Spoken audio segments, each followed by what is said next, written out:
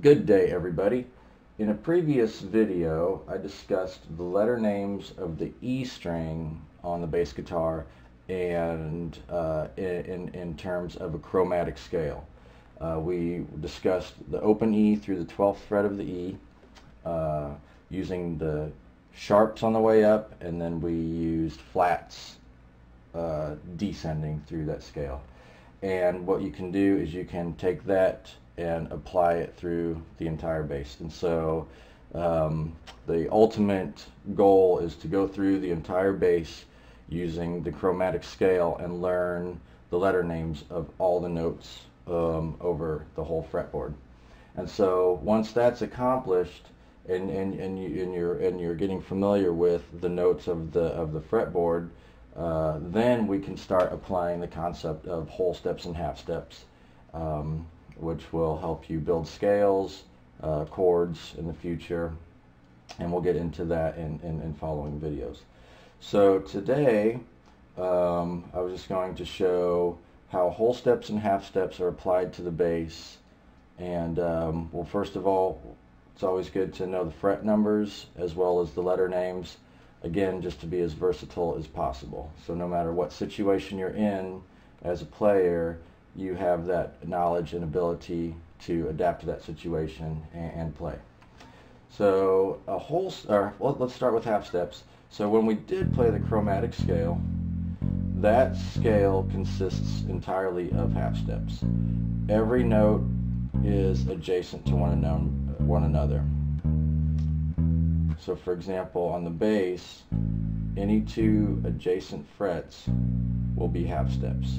So in knowing the letter names of everything, A to A sharp is a half step, B to C is a half step, D sharp to E. If you want to use flats, D to D flat, G to G flat.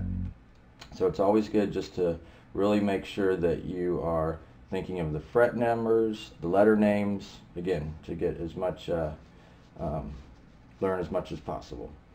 So, for example, B to C is a half step.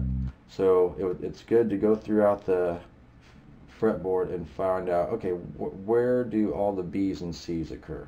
So there's a B and a C. Second fret on to third fret on the A string, that's B and C. If you take it up here, 14th fret to 15th fret, B to C. On the G string, B to C. So I'm just going through and figuring out all the different places I can play B to C.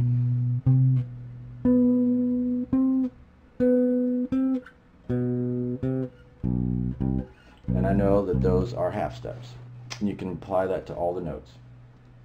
Also, instead of playing the adjacent frets, you can also play B here, 7th fret on the E, to 3rd fret on the A. B to C, B to C. And you can do that same thing, just different places on the fretboard. These are half steps. So you can play that half step just depending on what your bass line requires, or if you make up an exercise. Just have as much under the fingers as you possibly can. B to C, and so on. B to C. And you can apply that to all the letter names. Okay, so those are half steps.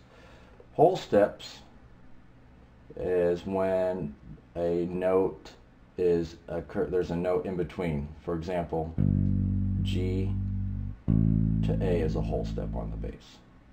G to A. You can go anywhere on the bass. If there's a fret in between,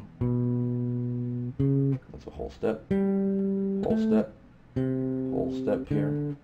And then if you think of letter names, for example, the one I did to begin with, G to A, G to A, G to A, G to A, G to A. You can use open strings. And so now you can, again, apply that to any note names, and it's good to do all of them. Go through all the notes. For example, A to B. B to C sharp. B to C sharp. B to C sharp. B to C sharp. And then again, just giving you knowledge of the fingerboard. So when you're playing, warming up, just think of half steps and whole steps. And for example, D, you can think of flats or sharps. D to D sharp, D to E flat, E to F. And remember, in the one of the videos I've done before, E, and this 8th fret can also be named E sharp, F. If you take it down half step, that could be F flat. So E sharp, F flat, they do exist. B sharp and C flat, also those notes do exist. Not the most common of notes, but just to once again be the best player you can be and have as much knowledge as possible. It's good to know those things. So I hope this helps out with half steps and whole steps on the bass, and in following videos we'll take those concepts and build scales, modes, chords, and hopefully this helps out. Until then.